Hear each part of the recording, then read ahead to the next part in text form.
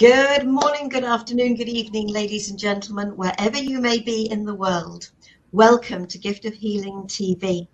I'm Sarah Jane, and I am delighted today to be joined by Lure Wishes. Lure, thank you so much for joining me. Thank you, Sarah. Really happy to be here with you and listeners. Yeah. Thank you. Now, what Lure's going to be sharing with us today is for the love of the land. But before we get started, and I'm not sure about my pronunciation about some of these, so I might just have to ask you to pronounce them for me. Lure Wishes is a healer, facilitator, and guide based in the Blue Mountains of New South Wales on, where is it, and what county? Darug and Gandanga. Okay, thank you. I'm pleased you said those. Thank you. Her clients are passionate, creative people who want to keep showing up for their families, communities, and for the earth, and yet can find themselves conflicted with the demands and longings of their personal lives while grieving the loss of the world we want as we know it. Lure helps them to find their inner ground again by connecting with their own intuitive hearts, their ancestors, and the land, so they can keep showing up for what they love, nourished and supported. Her training is in transpersonal counseling, education, breathwork, and energy work, with decades of experience as a teacher, wilderness guide, and community development worker across Australia. She is the creator of For the Love of the Land, an 8-week journey through the spiral of return. Whoa, I got through that. Look, thank you so much for joining us. It's a real pleasure to have you here. What I'm going to ask you to start with is, please share a little more about you and why this topic. Yeah, thank you, Sarah.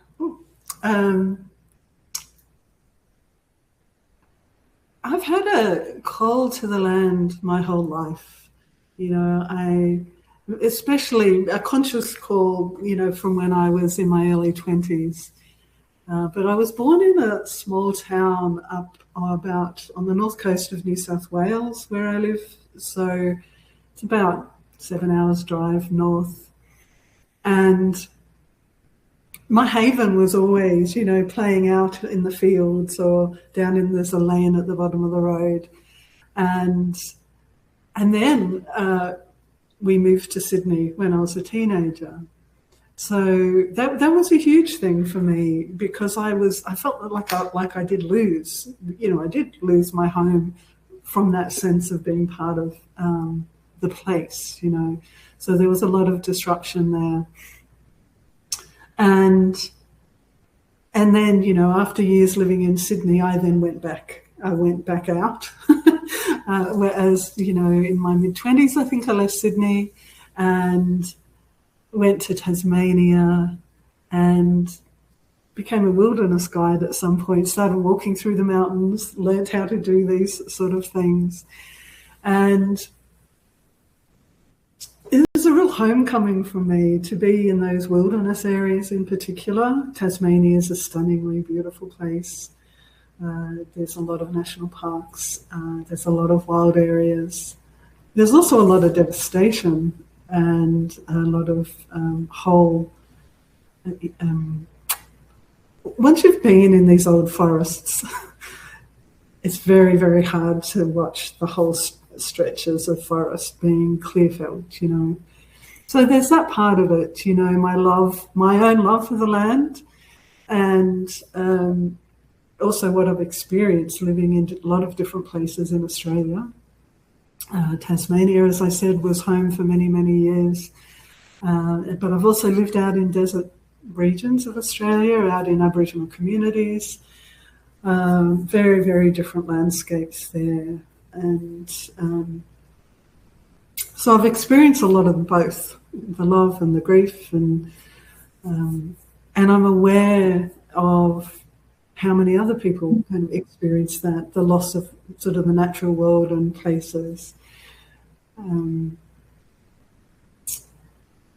And also, I've been walking with questions for years around who we are in relation to the land.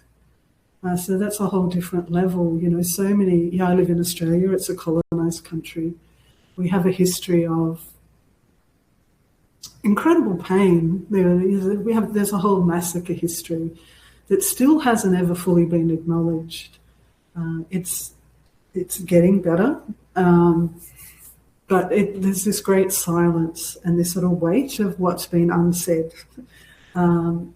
That's at a real collective level here. And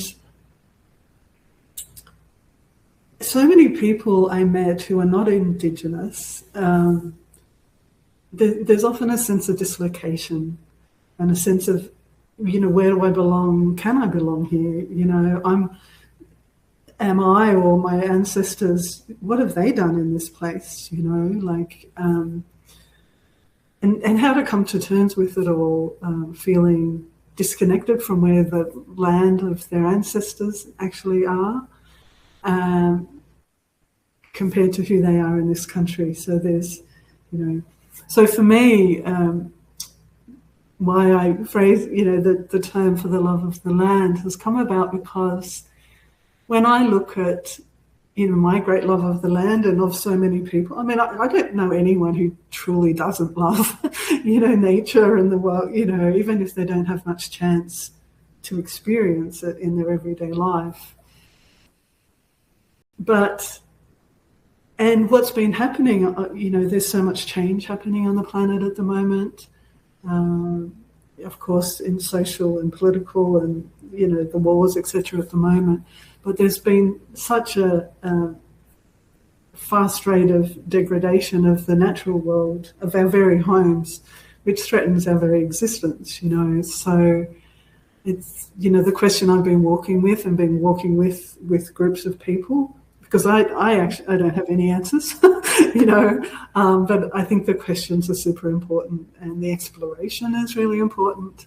So the question is what do we need to become people and to be able to move forward with wisdom and guidance, and that is in service to all of life, not only for our own healing, which is super important as well, but that is not just sustainable, that's a word that's been used a lot, not just sustainable, but actually regenerative and supportive of all life.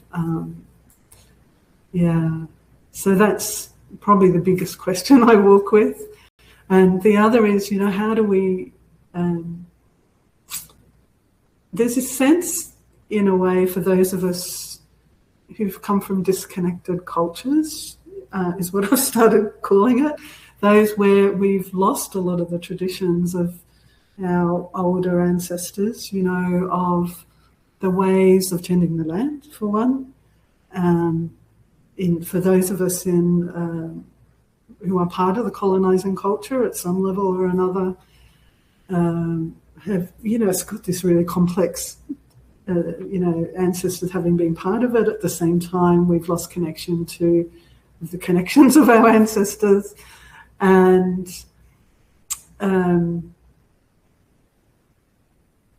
this sense of being kind of orphaned in a sense when we're not connected to our own ancestors there. We're not connected to place. This hyper individualization of many of our cultures, where sort of personal success is seen as being a big thing, personal failure seems to be an individual thing, rather than seeing ourselves as part of a greater ecosystem of community, of the ecosystem with our ancestors, where we're connected to the wisdom and the strengths and the possible guidance of the well ancestors and the loving ancestors. And of course, to place there. I so hear what you're saying. I really do. Obviously here in the UK it's slightly different, whereas obviously in America I'd say there's more aspects that resonate with what's gone on in Australia, and probably New Zealand to a certain degree as well, and many other. Think about Africa. But here in the UK, I suppose. But then, aren't we worldwide becoming sort of almost actually what we'd call in dogs Heinz 57, because we are so mixed. I've got Irish blood, I've got Scottish blood, and goodness knows what else I've got, European. Where have I come from? Because of all the moving around, because I know that part of my Irish ancestry potentially comes from Europe. So it's just like all of us have got that sense of, maybe this is where the who are we comes from, because we aren't anymore in that same place, which, don't get me wrong, in some respects is great, because obviously we can have way more experiences with the travel. But my great-grandfather was in India, which is where my grandmother was born. So there's been a disconnect from Kent and Devon and various other places in this country where they've probably been for many, many, many years, down the generations, and then suddenly we're all over the place. So I get that, yes. But how many people in this country, when they view their own ancestry, they discover that ancestors going back were involved in things that weren't very pleasant. Sort of looked pretty downright nasty. But the truth is, if you're raised with any family, if the family you're raised in, everything that you see, hear, and feel, experience is how you think life should be. So in certain cultures, let's just keep it simple with, if you're raised in a family where bad language, swearing, is just an everyday occurrence, you don't think twice about using it. If you're raised in a family where bad language is, don't talk like that. You get in trouble for using it. It's something that isn't pleasant to you. You don't like hearing it. And so you think about different cultures, what's going on within their own home and in their own culture is totally acceptable to the majority of them. It's not sufficient for them. Some of them do start to think for themselves, maybe because they are touched by other cultures. But what we grow up with is how we become. So you're talking about the generational. Yes, I think we're at the time now where those generational learnings are being unlearned, and our connection back. I'm always happiest out in nature, always. I'm not at home in a town. I'm happiest out in nature. So you, for the love of the land, and I know before you were talking about you spent time with the Aboriginals. Have you got anything you want to share about learning from the culture, about the love of the land?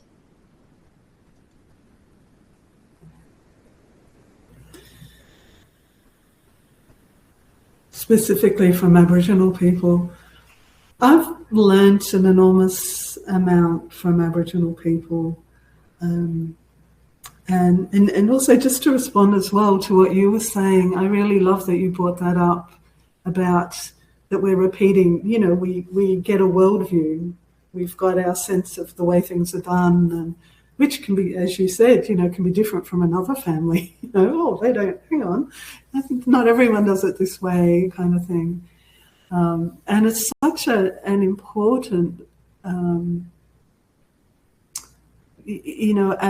awareness to have when we're looking at how we address these questions of connection. And it's became so obvious to me over the years, especially when I went out to remote Aboriginal communities. I'll backtrack a little bit. I was born in a town that had quite a large Aboriginal population. So as a child, I didn't have all the words for it, but I was always like trying to make sense of what I saw, because there was like almost segregation in the town, and a sort of lot of the ways of relating the racism that I witnessed. Just try in a kid way, trying to make sense of it. And I think because of my early experiences as well, and I guess the way I operate, I was always curious and trying to learn about Aboriginal people. But when I went out to Central Australia, I lived in Alice Springs for a while, and it's almost like there's this almost two levels of existence happening there. I used to work at an art centre in Alice Springs, and it was called the precinct, so it's on the land, and sometimes I'd walk outside and I had these moments of like my awareness shifting while I was there. And once it's like I could feel this like ancient, almost mobile, like it's like everything was moving, this ancient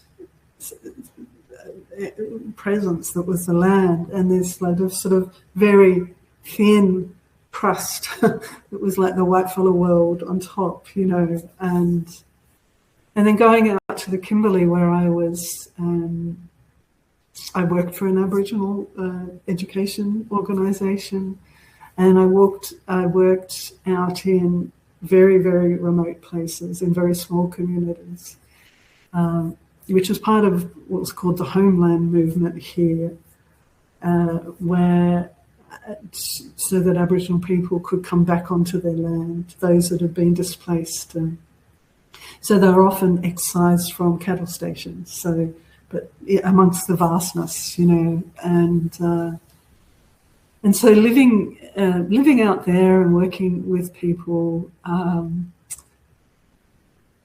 it was very new to me, and it is such a different way of being in general, I would say, being with the land, mentioning earlier, communicating, making decisions, the presence of silence. It's so rare to be. So imagine in a meeting with non-Indigenous people, everyone's speaking when so I'd be in meetings, making decisions about what we were doing in the community, and we'd sit around in silence, simply being, and there's this so much stronger feeling sense in the room, and we were outside usually, in the space together, and an ease, and that's I'm finding it hard to put the words in, but this ease of being, it's like it's sort of really obvious amongst the people, which I don't want to romanticize, because there's enormous, because of the history, because of the dislocation, there's enormous trauma in these communities, and even amongst that, there's this sense of, when people sit on the ground, it's like they're not sitting on the ground. It's sort of like just this ease of flow somehow. I'm trying to put words to something that's quite kind of hard to talk about, really. Yeah. And say I had a lot to do with the elders. They were the council of where I worked. And this sense of the pain that they experienced when they weren't on country. So some of these, very old people, some of them, the woman who I was most close to, who brought me into family and things like that when I was there, an elder there, she was also a famous artist. She talked about, when she went to Perth, which is thousands of kilometres away, the city, like she'd pine, like physically, they physically feel pain if they're away from home too long, and yeah, I hope that answers your question a little bit. It's such a whole being kind of thing, it's yeah, except, and I will add actually, the Kimberley, which is this whole massive area in the northwest of Western Australia, which is where I was, and it's also under threat, from fracking, from damming, irrigation. I think it's the last wild river in Australia, and seeing communities coming together, speaking for the land, sharing stories about the river and what that means to the local people, and the relationship of, say, the fish in the river to the people. It's not, it's a completely different concept of relationship. It's very, very moving, and to hear the stories and to feel, I was going to use the word love, and of course it is love, the love for the land, but it's more of kinship and responsibility and care, active love, active care. Love is active, right? So it's so nourishing even just to hear it and to be around it. And it's heartbreaking because of the battles and what's being lost. And also, the hope in it all as well is because there's been so much disruption, or there has been so much disruption, and also there's so much up there that is for the love of the land, through the love of the land and the care for place, there's this restoration happening as well, of community building, coming back, remembering. Yeah. I think it's fascinating all that you're saying, and it's thinking about other cultures. The Japanese forest bathing, they encourage people to walk in the forests and sort of connect with nature, and and again, it's about the silence, but it's the silence within us to listen and hear the world around us, and so many cultures talk about earthing, grounding, putting our feet on the earth. And then there's that sense of, if you're by a sea and ocean, and especially the salt within that water, how healing that can be. When we work with nature, nature provides for us. I've spent a little bit of time with the Nez Perce in Idaho. Not very long, but I did spend a little bit of time learning about their history from their perspective, a little bit about their culture. And it's about, but I'm guessing with all Indigenous actually, it's about taking only what you require, using it to the fullest, and always giving back. Because it isn't about take, because eventually that's all you do. There's nothing left for anybody. We are getting more of a sense of that. And I think by staying away from the negative, being aware of it, but not concentrating on it, and bringing ourselves back to what can I do? What can I bring? It isn't a matter of, oh, it's only me. I'm just one person. What difference can I make? More to the point is, people seeing what I'm doing, I can be that pebble in the pond that helps it slowly spread out and ripple. And so you talking about what you're talking about is so important. You know, I love having the little woods just over the road from me. And I literally mean just over the road from me. But the other Saturday I was walking back through the woods and there were fire people there. I don't know whether it had started naturally, but there was a fire that had started in the woods. Gratefully, it was caught before it took the whole woods. But that has worried me for years because I've seen stupid people starting, oh, we'll just have a little campfire in the middle of the woods, and it's so dry here at the moment. Yeah.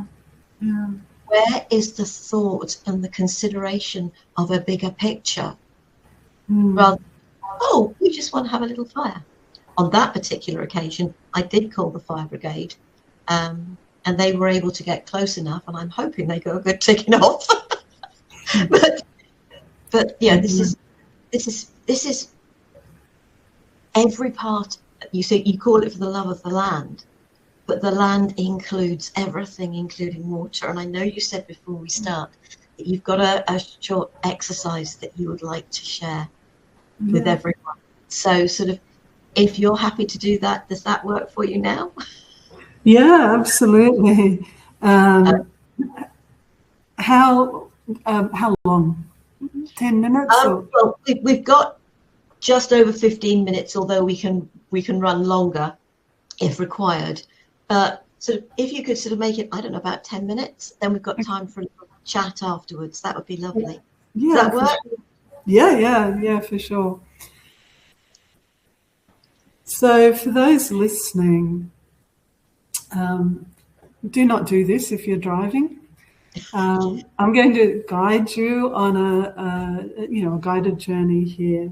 And what's been coming to me today, firstly, I've been seeing a lot of the images internally of what's happening up in Europe and the UK, the fires, the heat that's been going on for so long. And so I want to guide you in a journey to water, to the spirit of water.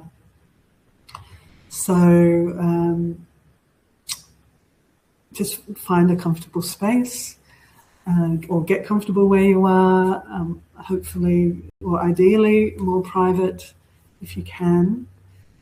And yes, just find a way to make yourself just a little bit more comfortable, as I am doing right now. Okay, I'm going to shut my eyes here, and I invite you to join me if that's comfortable for you. And here we go.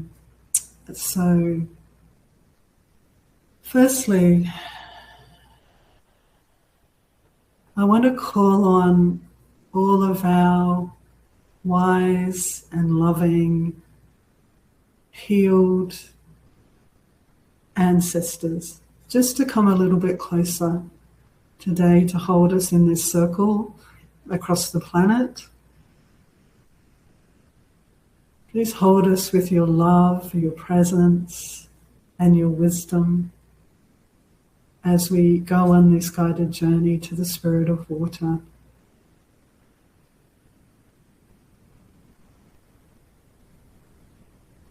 And also inviting all the presences of what is loving and true and good to be with us here as well. So just take a moment and take a few gentle breaths through your heart center, the center of your chest.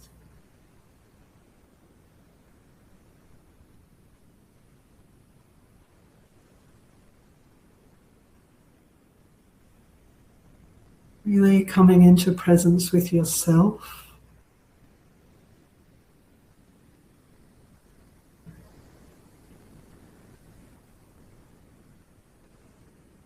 And then having your attention drop to your feet on the ground.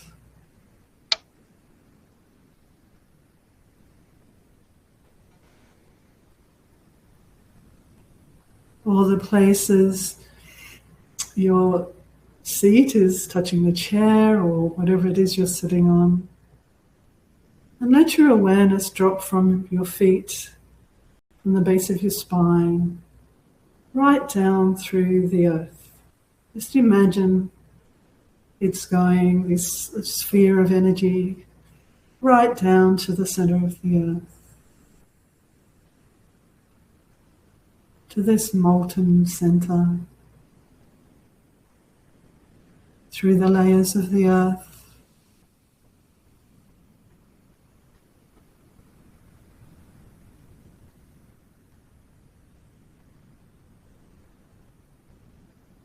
however that looks for you in the moment. And then imagining this sphere of energy coming up again, up through the base of your body, back up into your heart, and then lifting your awareness up through the top of your head, up past your throat, through your chest, and reaching to the highest point in the universe, whatever that looks like for you. Golden sphere of light works for many people.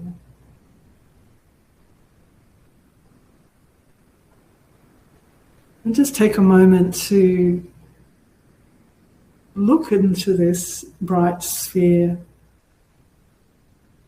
and recognize your reflection in that. And dropping down again, back into your heart center. So we're going on a journey. Imagine you're walking through a forest,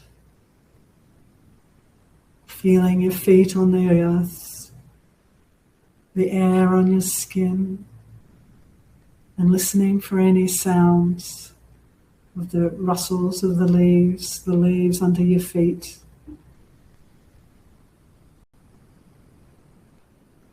The breeze touching your face as you walk deeper and deeper into the forest.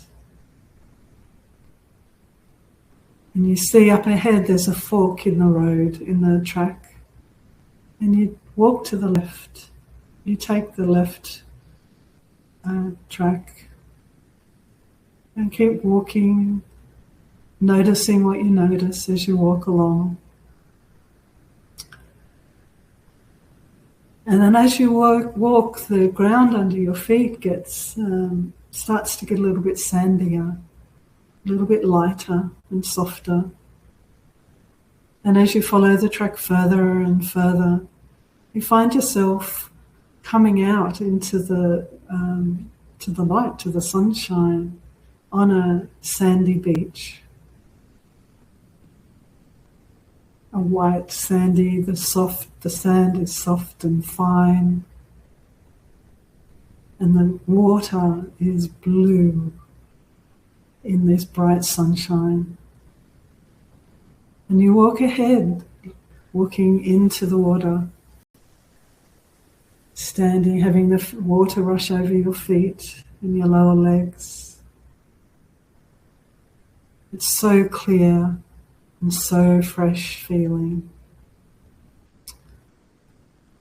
And you keep walking into the water until you just plunge right into the water. And you know this water is completely safe.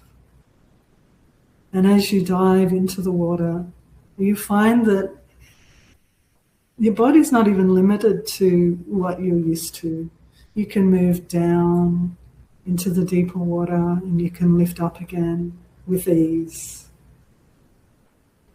You might find your body's, you might have changed form. Maybe a dolphin or a seal or a whale or a fish. And as you float through the water, you can feel the movement of the water on your skin, the freshness while still being warm. And just explore moving with the water, feeling the fluidity, feeling how it holds you, feeling the support of the water, and see if you can just let go a little bit more into the water in that sense. And then without even really trying, you notice you're starting to move down and down and down a bit further through this clear, beautiful water. And you see up ahead there's like an opening of an underwater cave or a big space. And you find yourself moving down effortlessly. You can breathe underwater, you can move however you want, fully supported by the ocean. And you find yourself moving through this kind of a cave entrance, a cavern entrance. And as you move through, opens up into a bigger space. And there's someone waiting there for you. You notice this kind of crystalline walls of the place, still full of clear water. And you move towards this other being. And this is a guide for you towards the water. So take a moment with this guide, this wise and loving guide. You could introduce yourself. Maybe you want to say your name. And ask this guide whether they have a message for you.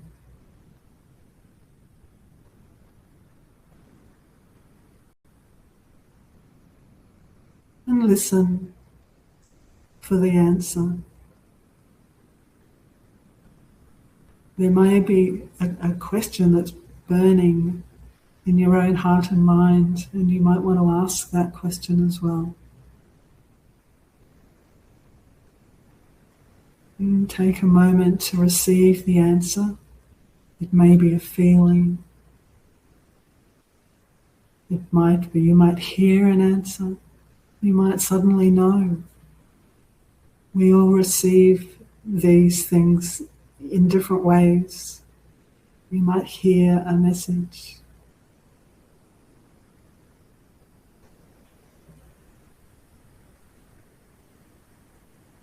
And if you're not sure what you're receiving, you could ask for more clarity or ask for help in receiving the message.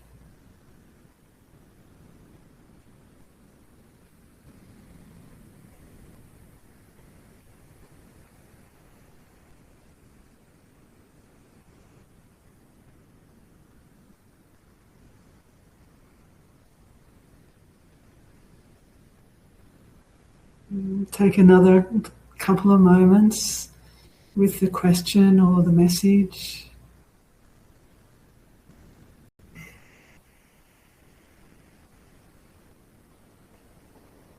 Knowing you can come back and visit if you want to again.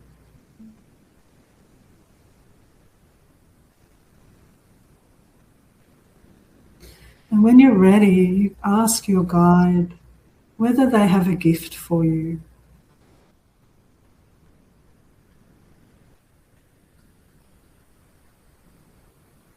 And take a moment to really receive that gift.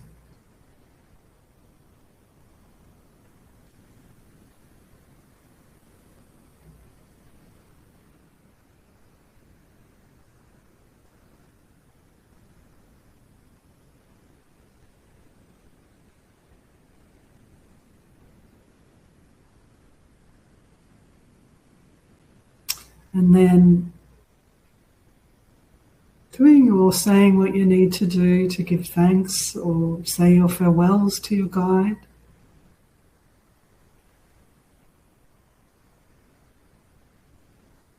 When you're ready, start to come back. Letting your body move through the water again out into the greater ocean.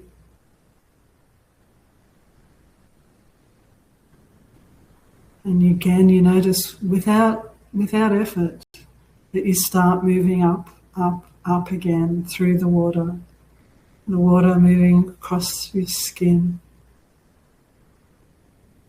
Up, up, up until you surface. You feel the sun on your skin. And you move towards the shallow water.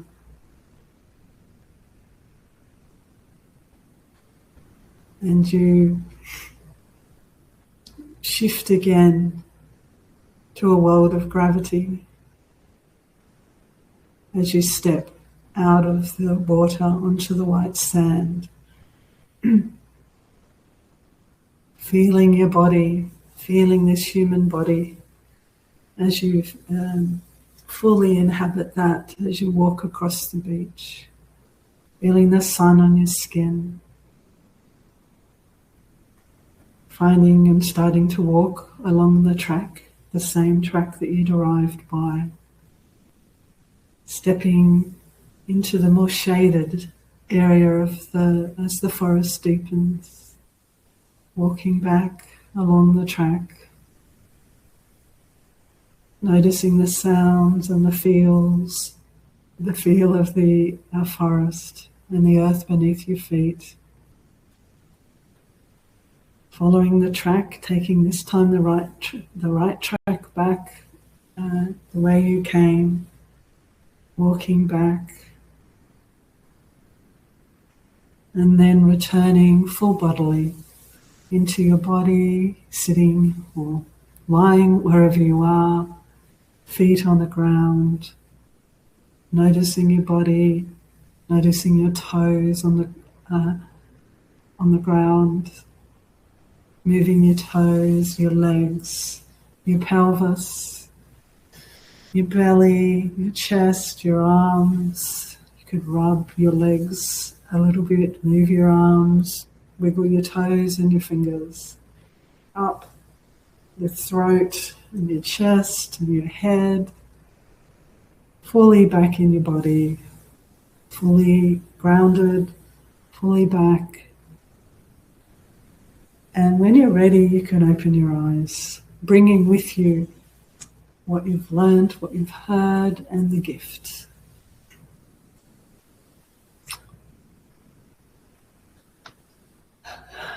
Bless you. Thank you, Laura.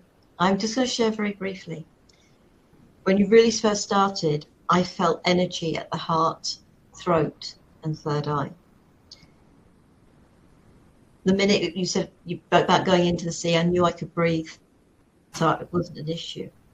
As you headed us towards the cave, sea dragon, because I've worked with dragons anyway, so almost to guide me. The figure, I'm not 100% certain who it was. I've got a sense, and we'll leave it at that. But we've connected, so there was no introduction required.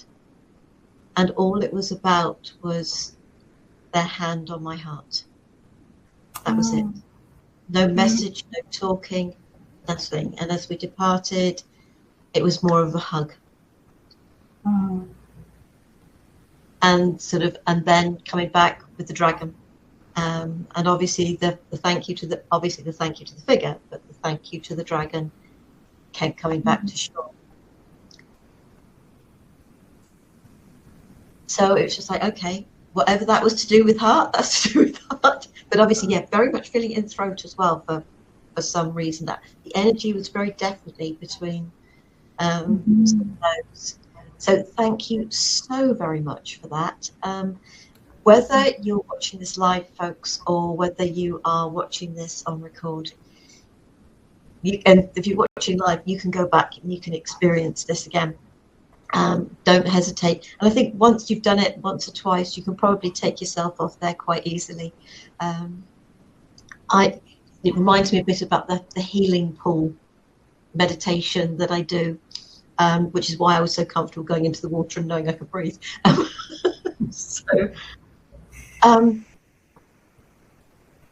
Exercises like this are a great way to connect with ourselves and with nature. So you the woodland, and I think it's being able to visualize ourselves in bare feet doing that, because I know a lot of us wouldn't walk through a woodland in bare feet. But we can do these things in meditation that we can't do, we're not comfortable with doing in real life.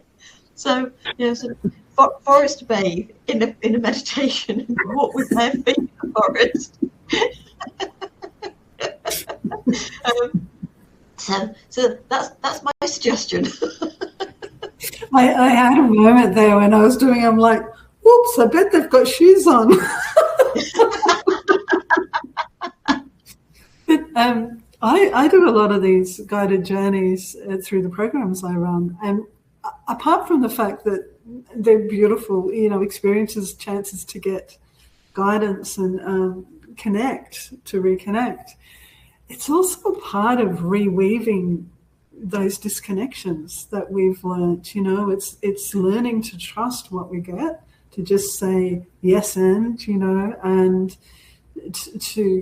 lean into our intuitive selves and our imaginative,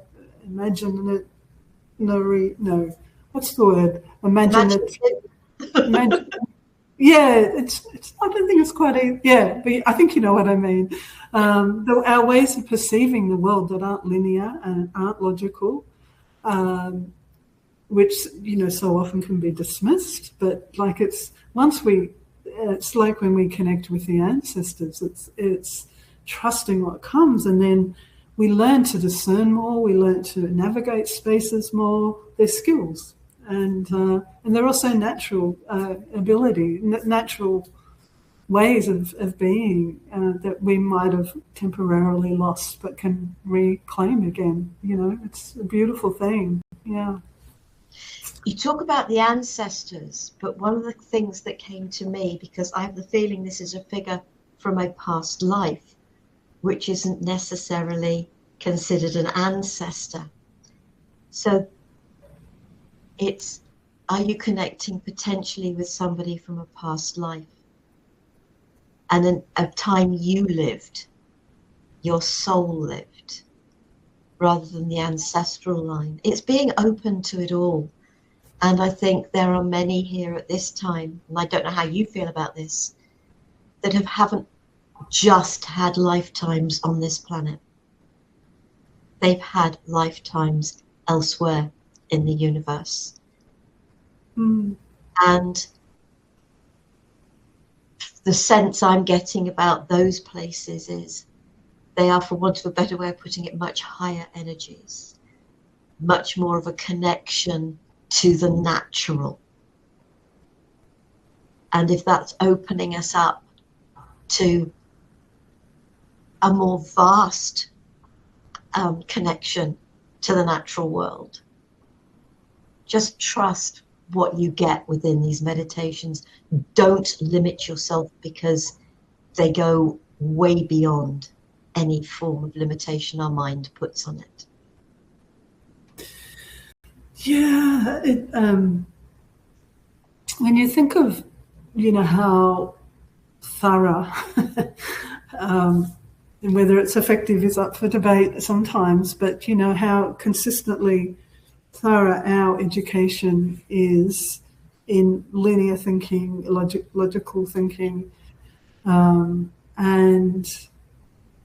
a particular state of consciousness, and along with that goes certain worldviews, and when I say at this point I'm using we as people with a Western education, because there's many other kinds of states of consciousness and education systems, cultural worldviews and spiritual worldviews that our universes apart, even on this one, in this one place, you know.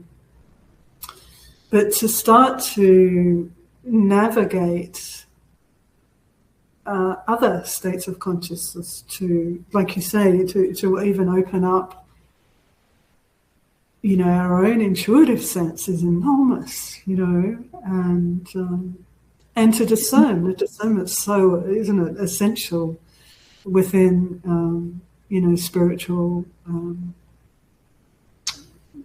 our spiritual lives, our perceptive experiences, you know, to be grounded and centered while we're actually experiencing unusual things. Can we experience a new thing and just stay present without maybe knowing what it is, you know, just without the need to dismiss, without the need to analyze? You know, there's so many other ways of being in the world, aren't there? So, yeah, chuck that box away. yeah, exactly. So, Look, thank you so much. We're coming to the end of the program. I don't know whether this has gone in any direction you were expecting, but it's gone in the direction it's gone. But is there anything that we haven't touched on that you would like to share before we close? We